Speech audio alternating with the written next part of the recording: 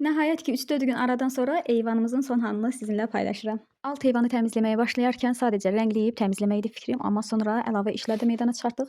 Burada gördüyünüz bu yer isə köhnə şkaflarımız vardı, yəqin ki, xatırlayarsınız, rəngləmişdim. Onlar artıq istifadəyə yararsız olduğunu fikirləşib buradan çıxartdıq və onların arxasını təkrar rəngləməyə başladım.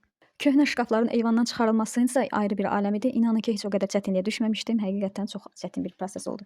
Təəssüf ki, çəkiliş ala bilmədim. Daşınma və rəngləmə işləri bitdikdən sonra sıra təmizləmə işlərinə gəldi. Burada mənim köməyimə Ekohomun ağardıcı vasitələri gəldi. Öncə onun, yəni xlorlu ağardıcı vasitəsilə qapıları və pəncərələrin çərçivələrini təmizləməyə başladım, silməyə başladım. Xatırladım ki, bu eyvanın 4 qapısı, 7 pəncərəsi var. Buna görə işimin uzun çəkəcəyini fikirləşirdim, amma təmizlik vasitələrinin sayəsində demək olar ki, işim bir xeyli yüngülləşdi və tez başa gəldi. Siz də bu məhsullardan istifadə etmək istəsəniz, bütün 1 manatlıq mağazalardan əldə edə bilərsiniz. Burada da divanı təmizləyirəm. Hətta divanın üzərində emulsiya ləkələri vardı, rahatlıqla təmizlədi. Demək olar ki, bütün səthlərdə rahatlıqla istifadə edə bilərsiniz. Təmizlik işi nə qədər asan da olsa da bunu döşəmə haqqında deyə bilmərəm. Çünki həqiqətən də döşəmə məsələsində bir xeyli problem yaşadıq. Bildiyiniz kimi biz yerə linoleum örtüyü almışdıq yeri döşəmək üçün. Ən çox narahatçılığımız da burada oldu. Çünki eyvanda keçmiş kənd evlərinə məxsus pilləkanmı ya nərdivanmı hər nədirsə yuxarı eyvanla alt mərtəbəni birləşdirən bir vasitə vardı.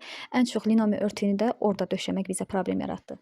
Bütün bu çətinliklərə və yorğunluğa rəğmən nəticədən çox razı qaldım. Eyvanın son halı çox xoşuma gəldi.